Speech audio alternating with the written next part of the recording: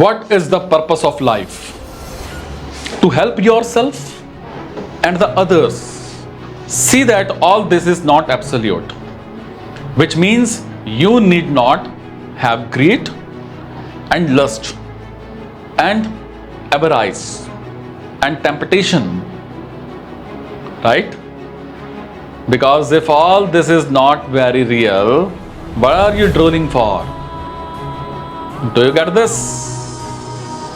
So therefore, Arjuna, this war needs to be fought, because that fellow on the other side, if he becomes the king, he will establish to the entire country that all this is so significant that you can resort to all things, all kinds of dubious means just to gain a piece of land. Duryodhana's ascension to the throne would establish to the entire population that the throne and the land and the power and the pelf are so valuable, so absolutely valuable, that anything can be done for their sake. And if this is established, that would mean sorrow for the entire nation.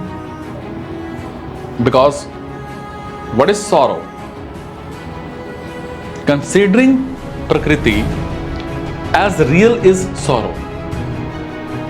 And that is what Duryodhana is out to establish to the entire land. And Prakriti is real. Prakriti is so real that I can kill my own brothers for it through conspiracy. So therefore, fight. If you are killed, that is okay. Who says you are alive anyway? If they are killed, that too is okay. The real thing is somewhere else. Arjuna will be very justified in asking, if the real thing is somewhere else, why do we fight at all? Let me just go and sleep somewhere. Anyway, the absolute is neither in fighting nor in sleeping. So let me simply go and sleep somewhere. Yes, you can do that. But that would mean that sorrow would continue. And the purpose of the sage, as we have repeatedly seen today, is the elimination of sorrow. Duryodhana on the throne would mean sorrow to the kingdom. Fight not for the throne path. Fight for dharma. The throne is incidental. You can have the throne and then relinquish it if you want to. Getting it? Verse 19 is to take the seriousness away from Arjuna's shivering.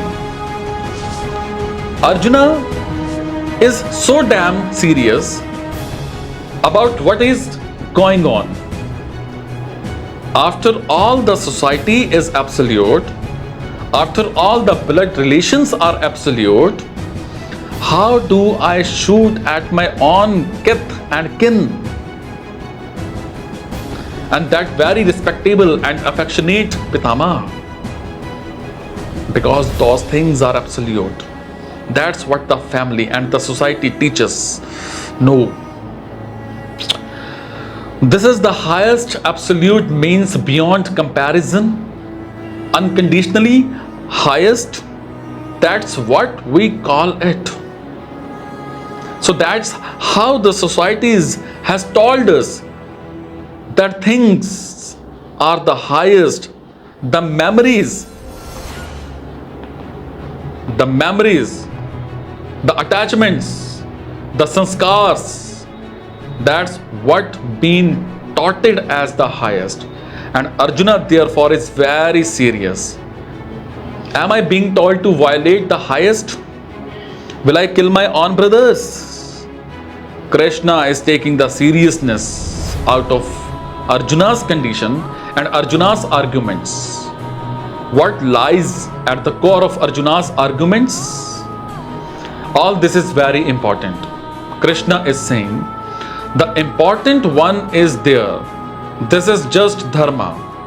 Do you understand how it's operating? The important one is there. This is dharma. Now tell me, what are you shaking and shivering for? Then Arjuna should say, if this is just dharma, then let me run away. Because it's very much possible that in dharma, particular character just runs away, and then Krishna would say, if you run away, then this would be a very melancholy dharma.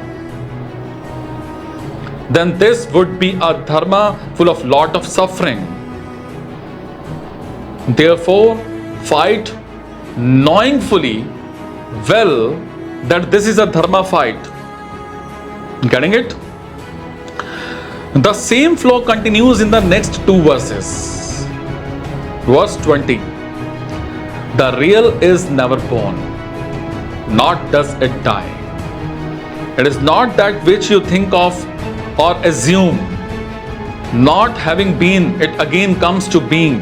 It is unborn, external changelessness, ever itself. The body might be killed. That has no impact on the truth. Getting it? Then in verse 21, he who knows the self, the truth to be indestructible, changelessness, birthless, immutable, how is the Arjuna to kill someone or cause a killing? Because the word killing can apply only to something that is alive. The alive one is here, is there. All this is just a dharma. So there is no killing happening here. It's almost like a Ram Leela Manch.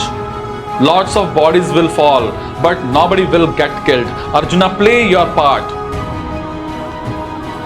No killing can happen. For something to be killed, it should first of all have ever been alive. Now, life is possible only to that, and if something is so liberated as to have become that, then he is anyway liberated of the body. So even if you kill this body, he is not killed. Those who are not liberated, they are anyway not alive. Please understand the argument. Those who are not liberated, they are anyway not alive. They are a moving bunch of processed and chemicals like a machine. So the word killing does not apply to them. I have been sipping tea. Have I killed it? You take a big lump of salt and you bludgeon it with a hammer. Have you killed it? Why not? It reduces to particles now. Have you killed it? No. Killing does not apply to those with chemical consciousness, so they cannot be killed. And if someone who is not chemical anymore, who is liberated now, then that fellow anyway does not identify with the body. Even if the body falls, he is not killed. So either way, killing cannot happen. So what are you then so shaky and nervous for? Just deliver your dialogues, perform your role and get out. So get out as soon as possible. That's what we are all here for. No. Do you understand this is argument? Shri Krishna's argument, it's a beautiful argument. Anything that is happening in the field of Prakriti is unreal, correct? But to the ego, it is very real, very real.